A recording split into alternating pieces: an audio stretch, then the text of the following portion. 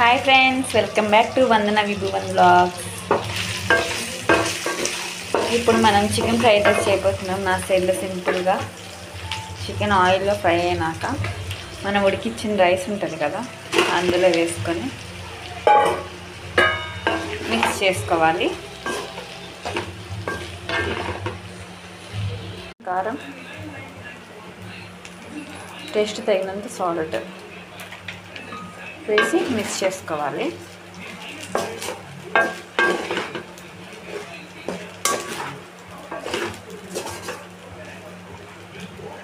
కొంచెం గరం మసాలా, కొంచెం టమాటా సాస్,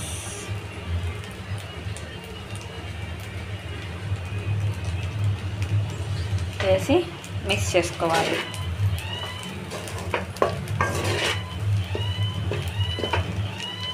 ఫైనల్గా కొత్తిమీర వేసుకొని స్టవ్ ఆఫ్ చేసుకోవాలి.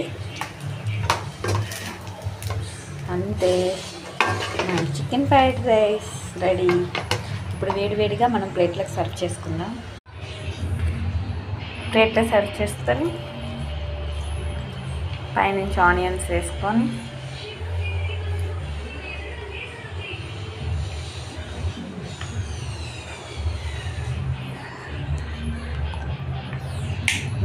సూపర్. చికెన్ పీసెస్ చూసారా,